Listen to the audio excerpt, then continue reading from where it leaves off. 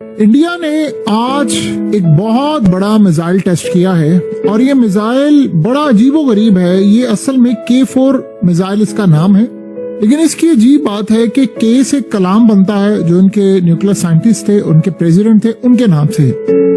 अब आप सोचे इंडिया ने इसको अपने नए बैलिस्टिक सबमरीन से लॉन्च किया।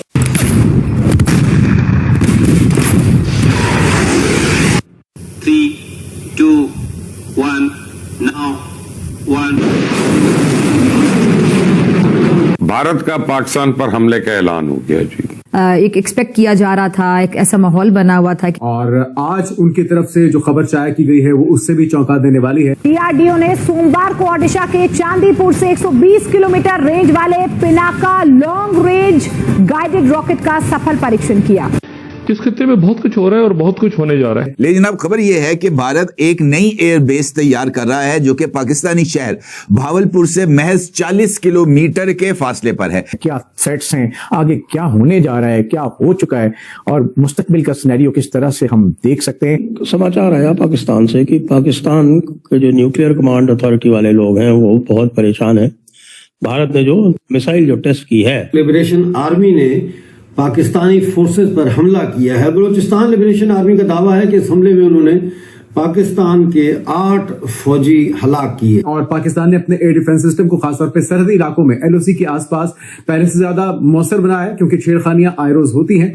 वो एक स्ट्रेटेजिकली सफिशिएंट ये रखना चाहते हैं, लेकिन इन टर्म्स ऑफ अगर ये चाइना, हम लाते हैं टॉक शोज और अनलिमिटेड एंटरटेनमेंट सिर्फ YouTube पर। अगर आपने अभी तक हमारा चैनल सब्सक्राइब नहीं किया तो अभी सब्सक्राइब करें और बेल आइकॉन को क्लिक करके हमारी लेटेस्ट वीडियोस के बारे में अपडेट जानें। और इंडिया ने इसका टेस्ट किया। ये याद रहे, ये एक तो न्यूक्लियर कैपेबल मिसाइल है, न्यूक्लियर, और तकरीबन इसकी रेंज है 3500 किलोमीटर। अब 3500 किलोमीटर के साथ आप 2.5 टन यानी 2.5 टन न्यूक्लियर वॉर हेड ले जाने की सलाहियत रखता है। और सबसे अहम बात यह है कि इनकी नेवी ने यह काम किया है और इनका टारगेट क्या है आप ये जरा समझ लें। ये असल में मिसाइल कवर करता है इस्लामाबाद, रावलपिंडी, लाहौर, कराची, फैसलाबाद, मुल्तान, पिशावर, कोयटा, गुजरांवाला, सियालकोट, हैदराबाद, सक्कर, तकरीबन पूरा पाकिस्तान। ये इन्होंने टारगेट किया है और यानी चेक किया है अपनी तमाम कैपेबिलिटीज, और ये काफी दिनों से असल में इसका टेस्ट करना चाह रहे थे और अब इन्होंने K4 को टेस्ट किया है और इसका निशाना पाकिस्तान के कई शहरों को। वो एक स्ट्रेटेजिकली सफिशिएंट ये रखना चाहते हैं, लेकिन इन टर्म्स ऑफ अगर ये चाइना का मुकाबला करने जा रहे हैं तो they are not in this position के वो चाइना का मुकाबला कर पाएंगे। चाइनीज आर फार फार फार फार जो है ना वो आगे निकल चुके हुए हैं इस चीज के अंदर। बहरहाल ये तो एक चीज है, लेकिन द रियल थिंग जो मैं आपको बताना चाहता हूँ कि एक तो ये चीज हो गई। अब ये न्यूक्लियर पावर्ड जो अटैक सबमरीन्स हैं, ये इसके बहुत ज्यादा एडवांटेजेस हैं। इंडियंस भी बना रहे हैं और जो ये जो हैं कन्वेंशनल डीजल इलेक्ट्रिक जो है उसके ऊपर अब न्यूक्लियर पावर्ड सबमरीन्स जो हैं वो महीनों जो हैं वो चल सकती हैं, हाई स्पीड पे ट्रैवल करती हैं, लंबे सफर करती हैं, परसिस्टेंस रहती है। ख़ास तौर पे साउथ चाइना सी और जो ताइवान की स्ट्रेट है, जहाँ पे आपको वो जिसे कहते हैं ना शैडो एडवर्सली वेसल्स मिलते हैं। मीन्स के एडवर्सरी की वेसल्स हैं लेकिन शैडोइंग है, मतलब आपको पता नहीं चल रहा होता कहाँ पे हैं।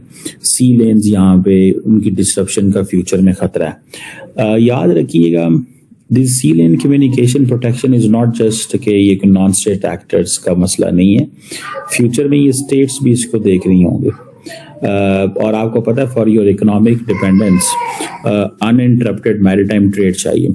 हमारी जो पाकिस्तान की नेवी है वो इंटरनेशनल वाटर्स के अंदर और पाकिस्तान के उसके अंदर it has the absolute capability that India can not stop any supply chain towards Pakistan. तो ये जो जापान एंड साउथ कोरिया जो है वो भी चाहते हैं अनइंटरप्टेड मैरीटाइम ट्रेड। सो ये जो नेवी बिल्ड की जा रही है ये सप्लाई चेन को देखते हुए बिल्ड की जा रही है। अब क्योंकि इतना ममालिक जो है वो डेली बेस के ऊपर डिपेंडेंट है, they are dependent on trade के ऊपर, डेली बेसिस के ऊपर। ये नहीं हो सकता कि वो पहले डेली बेसिस वाला चक्कर कोई नहीं होता था, अब वो डेली बेसिस वाला चक्कर है, ठीक है। तो इंडिया जो है वो भी इस चीज में आया हुआ है कि हमें अपनी नेवी जो है उसको अच्छे से चलाना है। तो ये इंडियंस भी बाय कर रहे हैं। आपको पता है इंडिया इंडो पैसिफिक के अंदर they are a major player तो हैं, ठीक है, लेकिन अभी जो यूएस की नेशनल सिक्योरिटी स्ट्रेटजी आई थी उसमें ये कहा गया है कि हमें इंडिया को मजीद पैसा देना है, उनके साथ ट्रेड करनी है ताकि हम उनको सिक्योरिटी कंपोनेंट में लेके आए, जिसकी वजह से बेसिकली अमेरिकन नाराज हैं।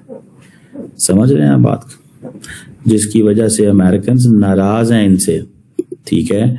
वो समझते हैं यार बस ये क्या ये हमारे अच्छे दोस्त हैं इंडियंस, ये हमारे लिए कुछ नहीं कर रहे, ठीक है। This is what they are saying. बहरहाल ये जो न्यूक्लियर पावर्ड अटैक सबमरीन है, जैसे मैंने बताया इनके, अब साउथ कोरिया जो है फॉर एग्जांपल उसने भी ये ले रहा है बिकॉज इस खित्ते का सिक्योरिटी जो एनवायरनमेंट है वो चेंज हो रहा है। नॉर्थ कोरिया का भी है, उसने भी अंडर सी फोर्सेस बढ़ाई हुई हैं, वो भी न्यूक्लियर प्रोपल्शन के ऊपर बिलीव करता है। चाइना जो है उसकी रैपिड एक्सपेंशन हो रही है कन्वेंशनल न्यूक्लियर सबमरीन में। तो ये सारे ममालिक भी भाग रहे हैं अमेरिका की तरफ। अमेरिका जो है वो साउथ कोरिया को न्यूक्लियर पावर्ड सबमरीन्स दे रहा है।